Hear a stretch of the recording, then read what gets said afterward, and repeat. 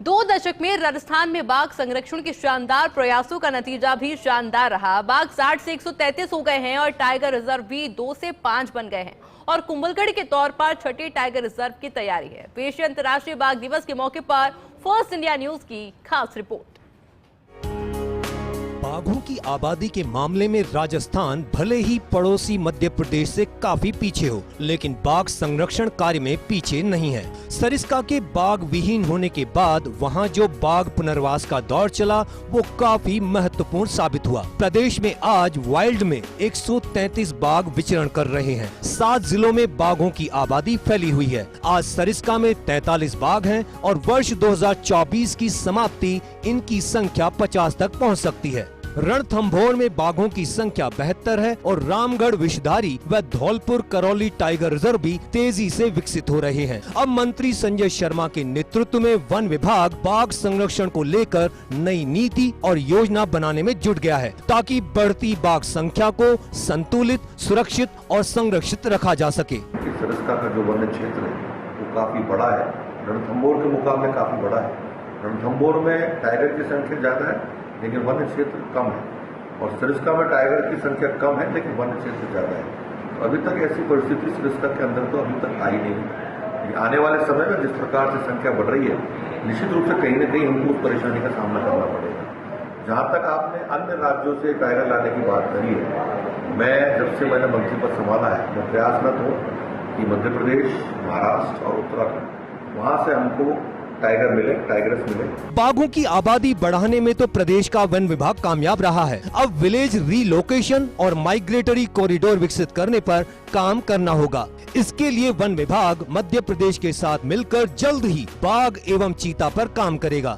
सरिस्का में गांव विस्थापन बड़ी चुनौती है। इसी तरह मुकंदरा को विकसित करने पर भी काम चल रहा है। इधर राजधानी जयपुर के नाहरगढ़ बायोलॉजिकल पार्क में भी डॉक्टर अरविंद माथुर के नेतृत्व में टाइगर सफारी पर काम चल रहा है। बाघिन रानी के दोनों अबोध शावकों को भी डॉक्टर माथुर की देखरेख में पाला पोसा जा रहा है। बाघ संरक्षण की दिशा में राजस्थान ने काफी अपना नाम रोशन किया है, जिसमें पिछले दशकों में बाघ की संख्या लगभग दुगनी हो गई है। ये सभी हमारे उच्च अधिकारियों, हमारे फ्रंट लाइन स्टाफ और जो संबंधित वेटनेरियन हैं उनका इसमें काफी कुछ योगदान है। नाहरगढ़ बायोलॉजिकल पार्क में ने भी बाघ संरक्षण में अपना अमूल्य योगदान दिया गया है। इसमें हमारे यहाँ पे जो टाइग्रेस रंबा है सबसे उम्रदराज है।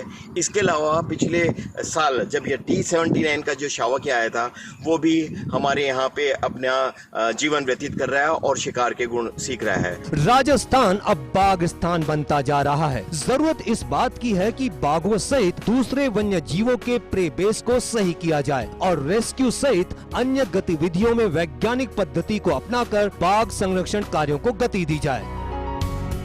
2-3 वर्ष पहले तक राजस्थान के अंदर बाघों की संख्या 80-85 के आसपास थी, लेकिन जिस तरह से बाघ संरक्षण के काम राजस्थान में पिछले 2-3 वर्ष में हुए हैं, निश्चित तौर पर काबिले तारीफ है। यही कारण है कि आज राजस्थान के अंदर बाघों की संख्या 137 के स्तर पर है।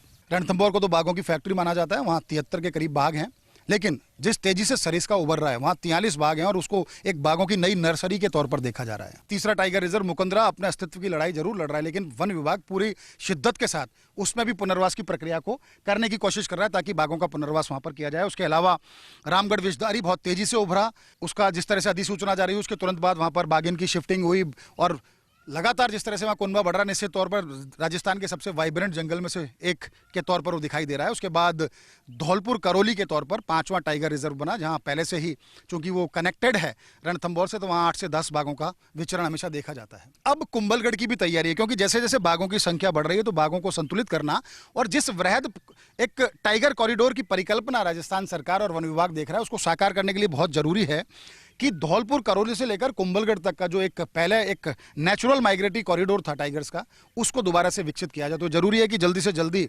चूंकि कुंभलगढ़ को सैद्धांतिक सहमति मिल चुकी है, अब राज्य सरकार के स्तर पर, वन विभाग के स्तर पर उसका प्लान तैयार किया जा रहा है, कमेटियां बनाई जा रही हैं जो बताएंगी उसका क्षेत्र कौन सा होगा, उसमें किस तरह की तमाम जो प्रक्रिया है उसको देखा जाएगा। उसके बाद उसकी भी अधिसूचना जल्द जारी हो जाएगी। कहा जा सकता है कि राजस्थान बाघ संरक्षण की दिशा में एक मिसाल के तौर पर देखा जा रहा है और ये पूरा क्षेत्र हम दिखाने की कोशिश करेंगे जो वन क्षेत्र है जिसमें स्वच्छंद विचरण टाइगर्स का दिखाई देता है। चूंकि इस समय तो कोर क्षेत्र बंद है, ऐसे में पर्यटन की जो प्रक्रिया है वो सरिस्का में जो कोर रूट्स है उनमें बंद है। इसी तरह से रणथंभौर के 1 से जोन 5 तक के जो जोन है वो बंद है, लेकिन बफर खुला। और अच्छी बात यह पहली बार देखने को मिल रहा है, चाहे रणथंभौर का बफर हो और खास बात सरिस्का का बफर, जिसमें बफर में बाघों की साइटिंग हो रही है, बहुत अच्छे संकेत हैं। और खास बात यह भी है कि जहां जहां टाइगर टूरिज्म है वहाँ टाइगर सुरक्षित है, जहाँ टूरिज्म नहीं है वहाँ पोचिंग की आशंकाएं बहुत ज़्यादा बढ़ जाती हैं, और उससे आज से पहले भी हुई हैं। तो उम्मीद की जानी चाहिए, चूंकि अब तो केंद्रीय मंत्री भूपेंद्र यादव अलवर से हैं, राज्य के वन मंत्री संजय शर्मा अलवर से हैं, दोनों राजस्थान से हैं। तो न केवल सरिस्का बल्कि पूरे राजस्थान के वन क्षेत्र में जो टाइगर प्रोजेक्ट को लेकर के जो तमाम जो प्रक्रियाएं अपनाई जाती हैं, जो तैयारियां की जा रही हैं, बाघ संरक्षण की दिशा में जो काम हो रहे हैं, उनको और बल मिलेगा। सरिस्का में एलिवेटेड रोड की सौगात भी मिलेगी, तो रोप वे टनल की जो प्रक्रिया है उसको भी पूरा किया जाएगा। इसी तरह से मुकंदरा और सवाई माधोपुर की बात करें, पूरे रणथंभौर और कुंभलगढ़ तक की बात करें, रामगढ़ विषधारी से होते हुए, तो वहाँ जितने भी जो एक दिक्कतें ये थी कि बीच में से जो रोड निकलते थे उनको लेकर के भी प्रक्रियाएं अपनाई जा रही हैं, वैज्ञानिक तरीके से उनका उपाय ढूंढा जा रहा है। खास बात यह है कि जीन पुल बढ़ाने के लिए भी मंत्री खुद शिद्दत से काम कर रहे हैं, ताकि मध्य प्रदेश और उत्तराखंड से राजस्थान में बाघ लाए जाए और यहाँ का जीन पुल और विकसित किया जाए। मध्य प्रदेश महाराष्ट्र से लाने की भी बात की जा रही है। तो उम्मीद की जानी चाहिए कि जिस तरह के काम बाघ संरक्षण के राजस्थान में हो रहे हैं उनको और गति मिलेगी। और टाइगर प्रोजेक्ट हमने देश को दिया है, तो हम देश को ये भी मिसाल देंगे कि बाघ संरक्षण की दिशा में जितनी तेज काम राजस्थान में हुए अन्य किसी राज्य में नहीं हुए। कैमरा पर्सन विनोद गोस्वामी के साथ Nirmal Tiwari, first India news, Sariska.